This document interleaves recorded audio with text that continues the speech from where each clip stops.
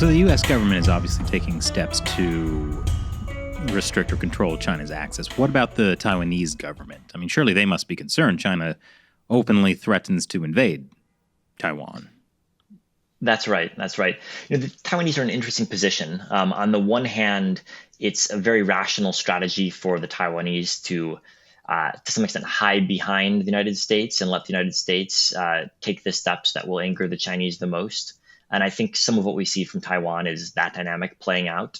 So Taiwan is able to sort of say we had no choice in the matter. We're just being restricted by the U.S. export controls, even if there's some support in Taiwan for these measures. On the other hand, Taiwan is deeply, deeply exposed economically to the Chinese electronics industry in general. And so measures to restrict trade between Taiwan and China are very costly to Taiwan. And so Taiwan is split between, on the one hand, the real security needs that you mentioned, and on the other hand, the reality that a third of their exports are chips, and most of those chips are going to China.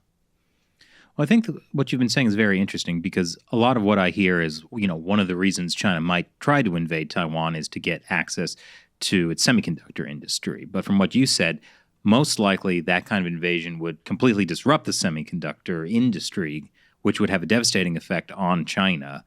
Plus, the U.S. would probably restrict even more of the ingredients to these things that China needs. So it almost seems like in some way that an invasion of Taiwan would just be more devastating to China than anything else, instead of a slow buildup. Yeah, I think that's right. I think the question is whether Chinese leaders realize that or are focused on the economic consequences. We've seen a couple of instances in recent months of researchers affiliated with the Chinese government advocating moving on Taiwan, suggesting they might not really understand how the supply chains work. And I think we shouldn't be surprised if top Chinese government officials aren't experts in the semiconductor supply chain, because I think many government officials worldwide are not. So I think the logic you sketched out is accurate. Whether government officials in China understand enough about the granularity in the semiconductor supply chain to arrive at that logic, I'm not sure. And I guess I look at, for example, Germany and Russia. At the start of this year, Germany was betting on energy independence to guarantee peace, and Russia was betting on energy independence to guarantee it leverage vis-a-vis Germany, and that bet didn't work out. And the pipelines between those two countries are now destroyed. And so I do worry a little bit that economic and technological interdependence might not be as powerful as we think, especially if leaders on one or both sides of the straits don't really understand how complex the technological supply chains actually are. Do you think leaders in other countries understand what is happening with Taiwan and TSMC and the complexity of that? I think in aggregate, the level of knowledge about semiconductors in government in most countries is quite low.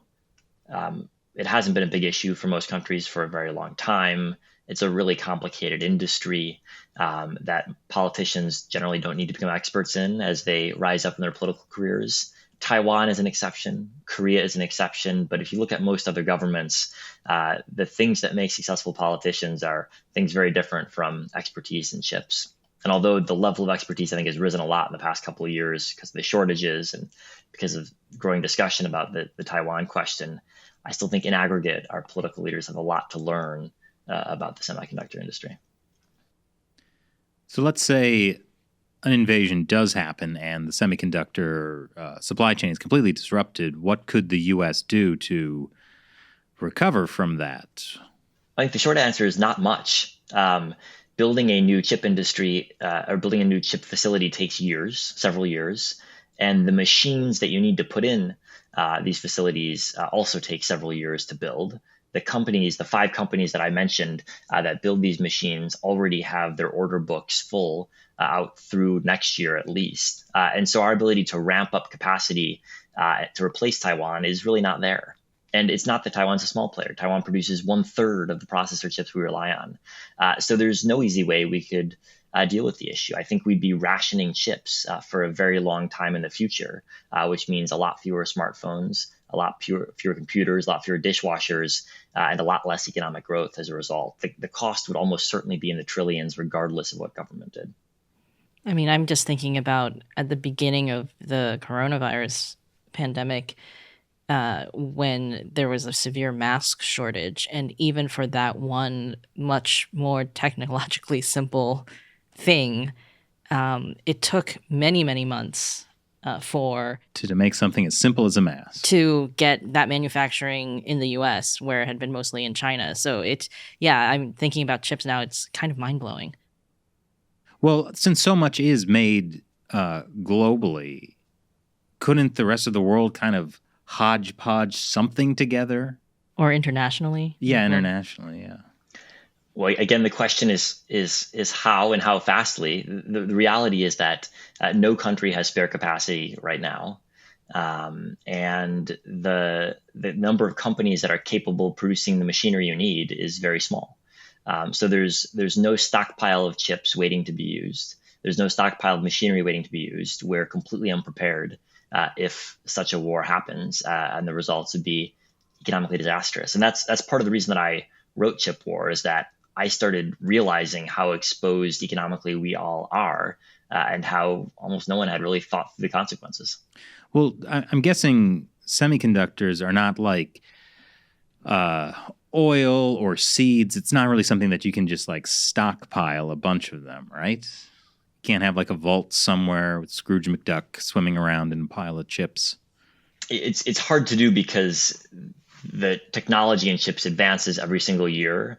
And because of Moore's law, chips every year become exponentially more powerful. And so if you've got a stockpile of 10-year-old chips, that can operate a early generation iPhone. But that won't get you very far today. Yeah, I mean, imagine using an iPhone that's a couple years old. Like that's crazy. You got to get the new one. But we can joke about that, but you think using an old iPhone with a new operating system, and you feel it slowing down right now. Imagine if we had to operate our entire tech ecosystem on several years old chips. Things just wouldn't function. I'm imagining the world, but the way that Cuba has had to like rejigger like 1950s cars for decades, but us with chips. Oh, that's a kind of a cool cyberpunk, steampunk future. I'm looking forward to this. Like imagine we go back to those big tabletop monitors that are like deep like a TV, like an old TV. But those are your iPhones. I mean, you could just downgrade the operating system, right? If Apple was like, okay, we're not going to make a new iPhone next year. Let's not make this iPhone require more processing with the new upgrade. Because like they do that now, right? I mean, they make the operating systems more complicated. And one of the results, intended or not, is that old iPhones just don't work well anymore. So you have to get a new phone.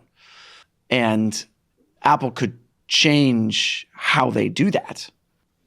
Yeah, I think that's right. We could all revert to 10 years ago in terms of our software and our hardware. The problem is that doing so would also erase 10 years of economic growth in the process, because most of the advances we've benefited from over the past decade have been driven by semiconductors.